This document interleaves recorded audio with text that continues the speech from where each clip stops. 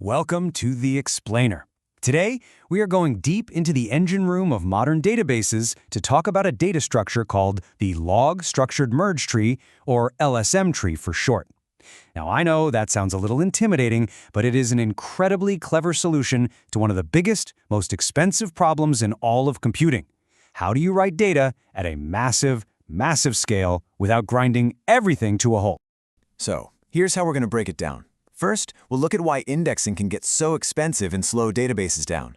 Then, we'll see how this whole log-structured idea flips that problem on its head. After that, we'll walk through exactly how an LSM tree does its magic, weigh the pros and cons, and finally, see how this whole thing scales up to handle even more data. You know, the entire reason the LSM tree even exists starts with this one question. It's a question that keeps database engineers up at night. When you're dealing with huge amounts of information, why does something that sounds so simple, just writing a new piece of data, become this massive, expensive bottleneck? Well, here's the thing. The real culprit isn't usually writing the data itself. Nope, it's updating the index. That's the map the database uses to find your data later. See, in a lot of traditional databases, that index is a B tree. And every single time you add a new record, the disk's physical read-write head has to jump around, find the exact right spot in this enormous sorted tree, make a tiny change, and write it back. It's chaotic and incredibly inefficient. And this isn't just a theoretical headache, it is a very real, very big bottleneck in the real world. To really get a sense of how big, let's just look at some numbers from a classic industry benchmark. The scale of this problem is just staggering.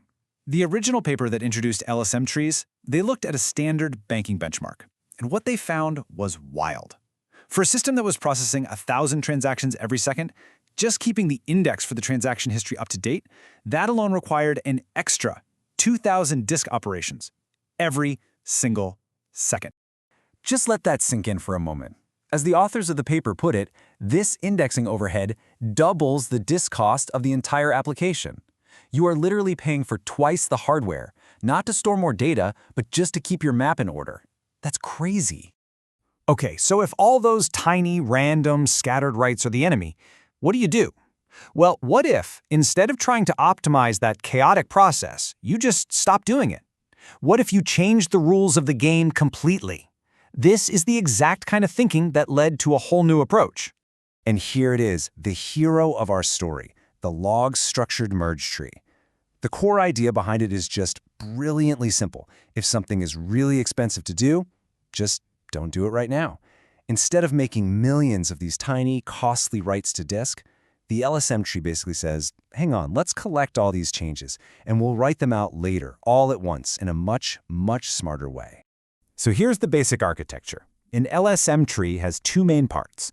First, you've got this small, ridiculously fast component that lives completely in your computer's memory. We'll call that C0. All the new writes, they go here first.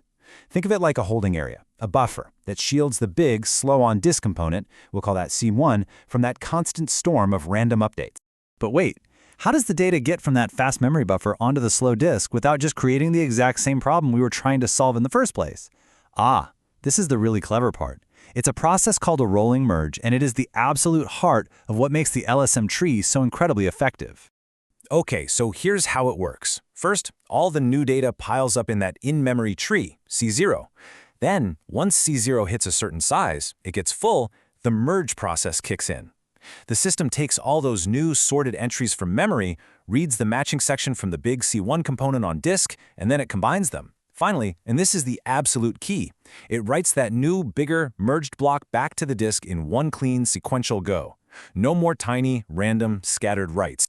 And that is where the magic happens. Instead of paying that physical penalty of moving the disk head for every single little update, you pay it just once for a huge chunk of data.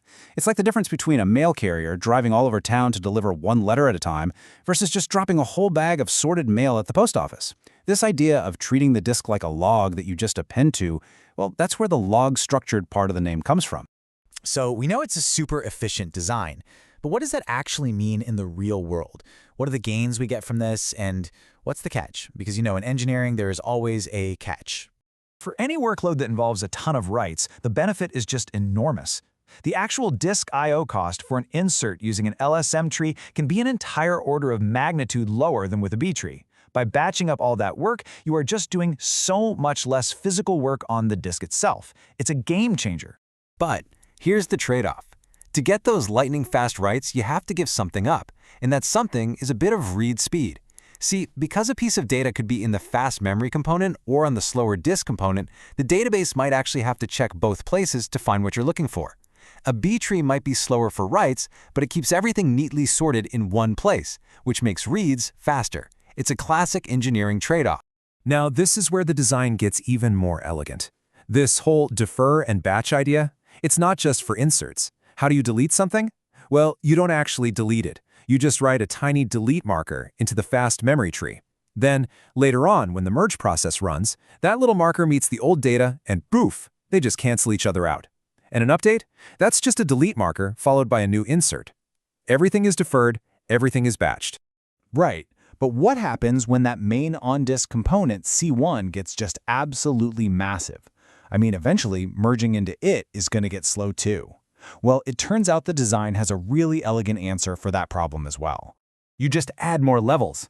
Instead of just having memory and one big disk component, you create this whole cascade. Data is born in memory, in C0. Then it gets merged into a small, fast on-disk component, C1. Later on, C1 gets merged into an even bigger, slower component, C2, and on it goes.